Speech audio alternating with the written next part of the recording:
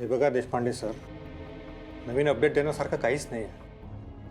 तुमची मुलगी अजूनही कोमातच आहे.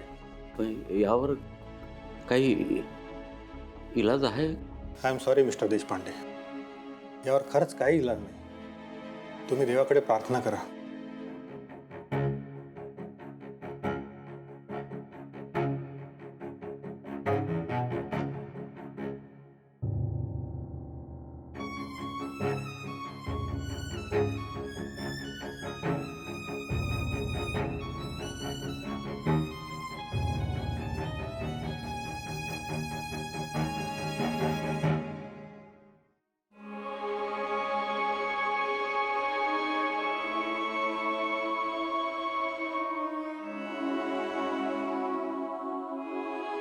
सर,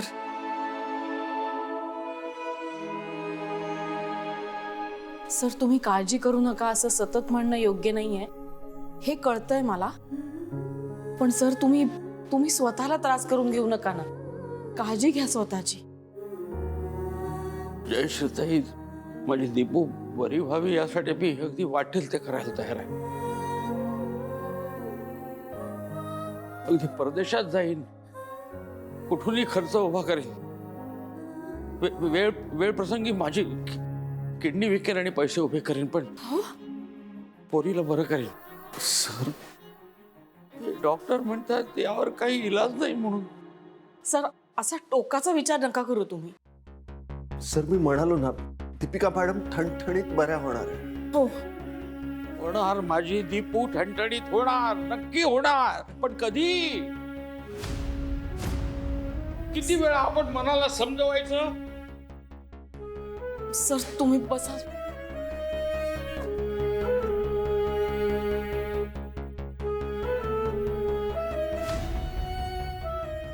सर मी पाणी घेऊन येतो. नाही नको.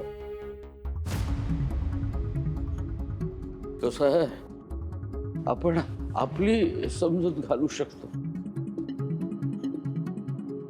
पण इथं तर आपल्या हातात काहीच राहिलं नाहीये. मी माझ्या विद्यार्थ्यांना नेहमी सांगतो, संयम ठेवा, संयम ठेवा, सगळं व्यवस्थित होईल. पण नंतर मला कळलं की या सगळ्या बोलण्याच्याच गोष्टी आहेत. हरवलेला बाप आहे मी. अजून किती संयम ठेवणार? माझी दीपू इथे डोळे बंद करून पडली. आमच्या दीदीच्या बाबतीत असं झालं, मी काहीच करू शकलो नाही. सानिकाच्या वेळेला सुद्धा मी केवळ बघ्याचीच भूमिका घेतली. सर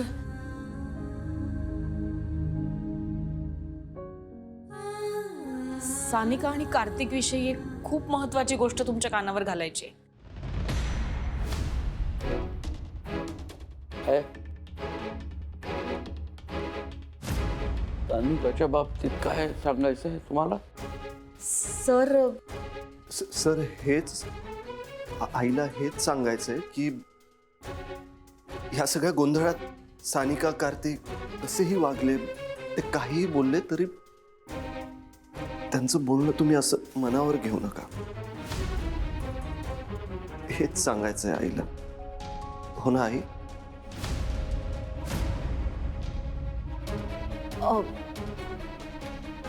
हो सर. दीपूला जरा बघून येतो. हो सावकाश.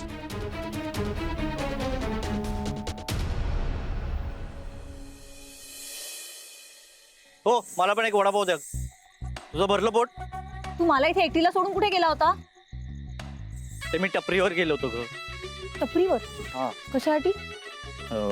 दम नाही, ऍक्च्युली काय माहितीये का, आपली कुठे राहायची सोय होते का हे बघण्यासाठी मी गेलो होतो, पण कुठेच सोय झाली नाही. मी त्या टपरीवाल्याला पण विचारलं. मग काही झाली का सोय? नाही ना, नाही झाली. ऐक ना, आपण हॉटेलमध्ये राहूयात का? हॉटेलवर पैसे नाही आहेत ग माझ्याकडे. कार्तिक, तू ना काही कामाचा नाहीयेस. ए, माझ्यावरती काय ओरडते का? तू दीपिकाला ढकललंयस. तुझ्यामुळे मला शिक्षा मिळाली, माझ्यावरतीच ओरडते. कार्तिक, मला खूप डास चावत आहेत. पटकन ठरव ना कुठे जायचंय. पैसे पण नाहीयेत माझ्याकडे. एकच ऑप्शन दिसतोय. कुठला?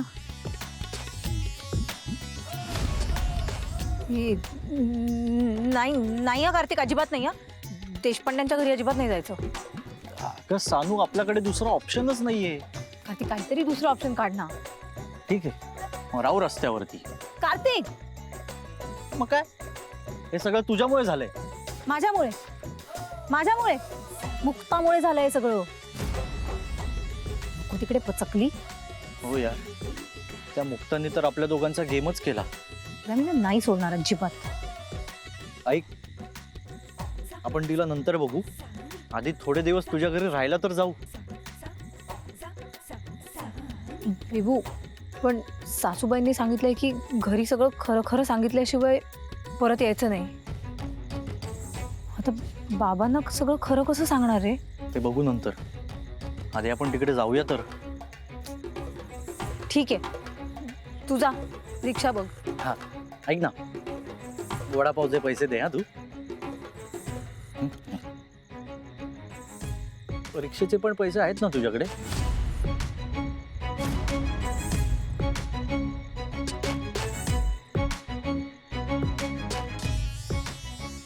ठीक आहे. मुक्ताला ना मी सोडणार नाही.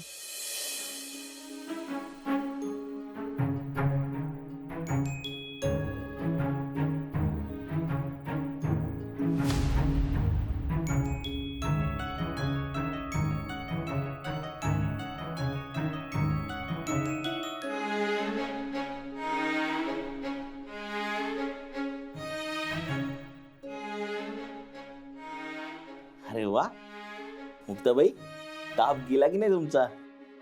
चला बघूया. अरे बापरे, ताप तर गायब झालाय. आता डोळ्यात पाणी नाही, आता आपण नाळाचं पाणी प्यायचं. हा, घे पटकन पी. नको मुक्ते, आपल्याकडे नको हा ऑप्शनच नाहीये. हा, आपण पाणी प्यायचं पटकन. चला. तू नको ना प्लीज. मुक्ते, आज मला काकू घराबाहेर काढणार बहुतेक. का? का म्हणजे काय?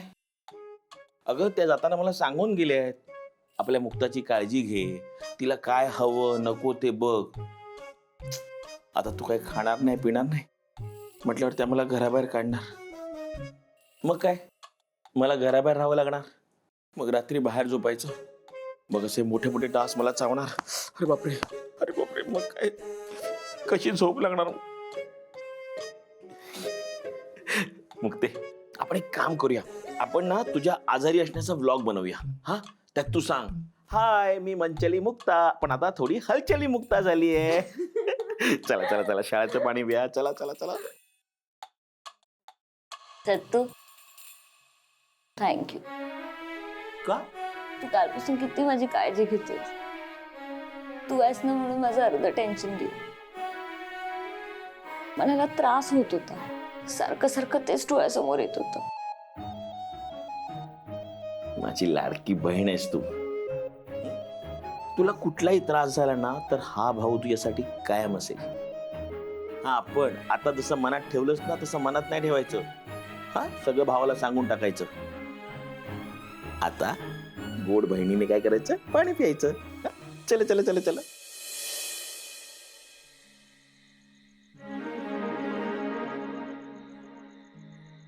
दीदी, एक विचारू का? हो, विचार ना. म्हणजे या गडबडीमध्ये तुझ्याशी बोलायचंच राहून गेलं. स्वतःला त्रास नाही ना करून घेतेस?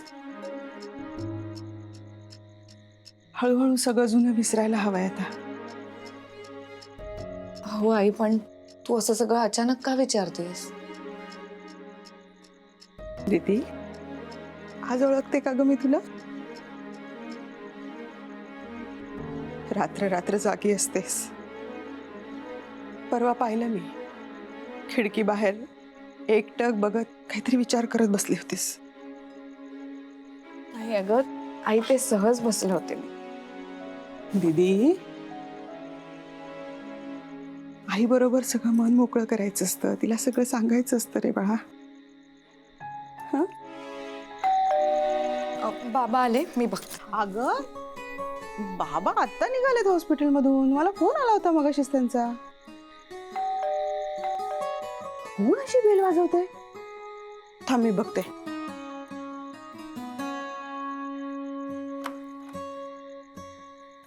आई,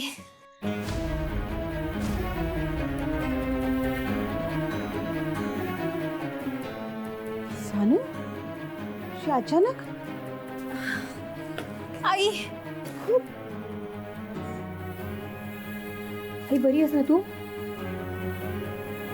ठीक आहेस ना? म्हणजे दीपूमुळे तुम्हाला सगळ्यांना खूप टेन्शन आलं असेल ना? हो, पण तू अचानक कशी काय आलीस? ती एकटीच नाही आली आहे, मी पण आलो.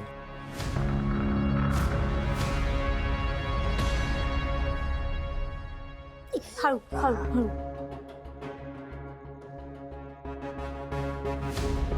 सानू, घरी सगळं ठीक आहे ना? हो दीदी, सगळं ठीक आहे. माझं सासर कानविंद्यांसारखं थोडीच आहे.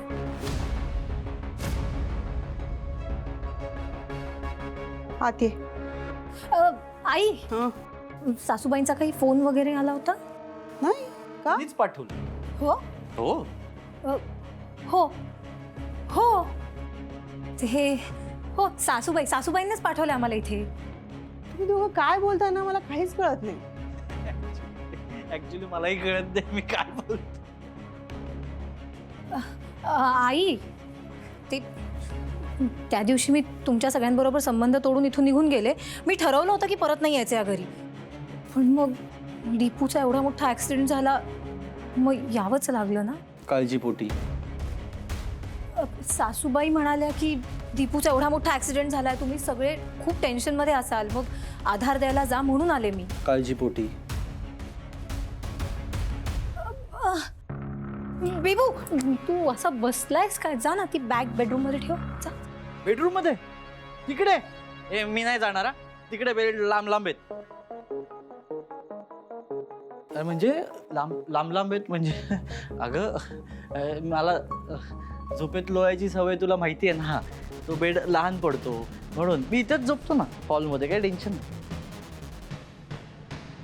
दीदी, कार्तिकसाठी काही कॉफी वगैरे काही? हो, करते. ते ऐक ना. तुला कोल्ड कॉफी येते ना? हा, कोल्ड कॉफी. ऐक, नक्कीच येते ना तुला? म्हणजे त्याच्यात बर्फ टाकतात. हो माहितीये, मी करते. हा, कर. कन्फ्यूज नको होस. चेहऱ्यावरनं वाटतंय ते म्हणून सांगितलं तुला. आई, मी जरा फ्रेश होऊन येते. माठ, लाल लाल माठ. सासूबाई ऐका ना. फ्रीजमध्ये गार पाणी आहे का? नसेलच, जाऊ दे. असो, एक काम करा, पाण्याचा ग्लास घ्या, त्याच्यामध्ये 2 बर्फ टाका आणि मला द्या. कसा कोरडा पडलाय माझा. हा, काय रे देवा, मास्तरांचं घर आहे. पसारा बघा. अरा काय ते राहायचंय काही दिवस.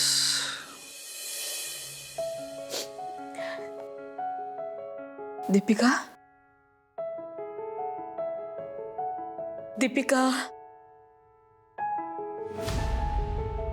तुम्ही दोघंही सारखेच आहात. तोही ऐकत नाही आणि तूही ऐकत नाहीस. तू बघितलंस का काय अवस्था झालीये त्याची? 2 दिवसापासून अन्नाचा कण नाहीये पोटात आणि नाही झोपलाय तो. त्याला काही सांगण्याचा प्रयत्न केला ना, तो म्हणतो दीपिका बरी होईपर्यंत मला काही नको.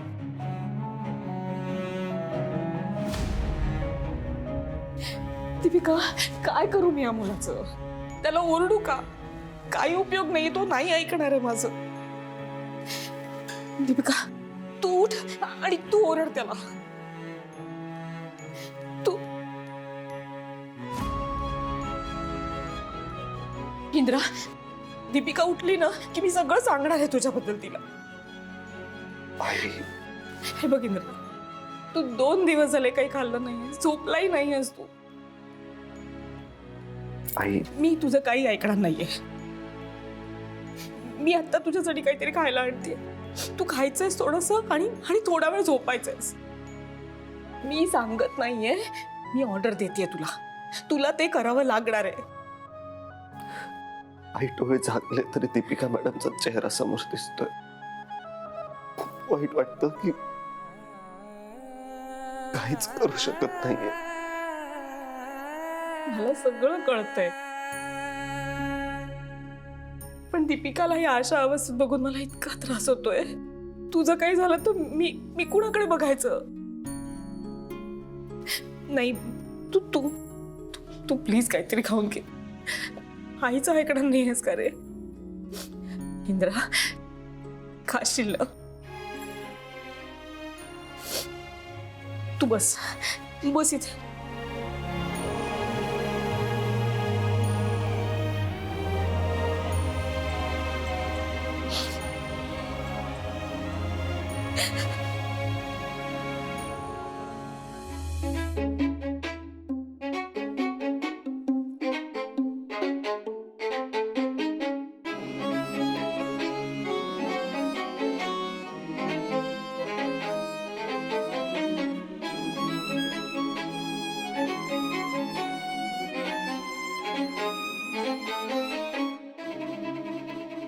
सर, तुम्ही गेला नाहीत अजून घरी?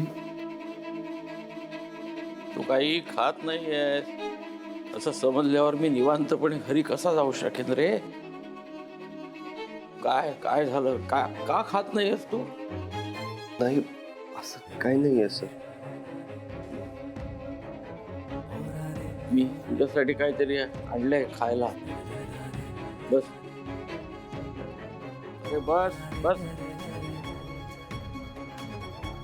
सर सर सर मला खरंच काय नकोय. मला वडिलांच्या स्थानी तू मानतोस ना? माझं ऐकणार नाहीस मग?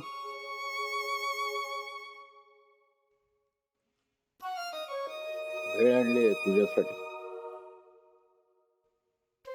घे घे.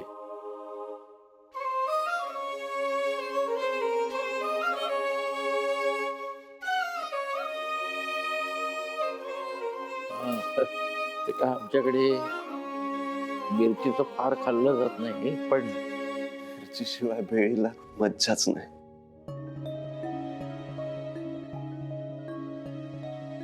तू अशीच म्हणायची काय?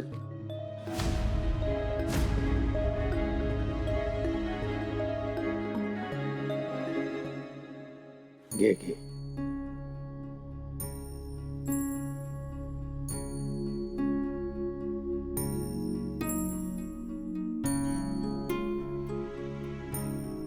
अरे तो चेहरा ओढल्यासारखा का दिसतोय? नीट झोपत नाहीस वाटतं. नाही, असं काही नाही सर. लवकर डोळे कधीच खोटं बोलत नाही. कसं आहे, आजकालच्या जगात प्रत्येक गोष्ट स्वतःच्या स्वार्थासाठी केली जाते. अशा वेळी तुझ्यासारखी माणसं अजूनही आहेत. ती माणसं निरपेक्ष भावनेनं सतत दुसऱ्यासाठी काही ना काहीतरी करत असतात. आणि कसं आहे, तुझ्यासारख्याच माणसांमुळे नात्यातलं मोल अधिक वाढतं. सर मी खात. अरे का का का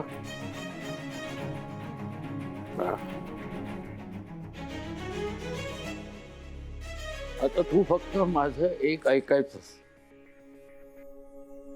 आपल्या दीपूची काळजी घेतोस ना, जरा स्वतःची पण काळजी घे. झोप थोडा वेळ. हा, याचा अख्खी वेळ संपव. झोप थोडा वेळ.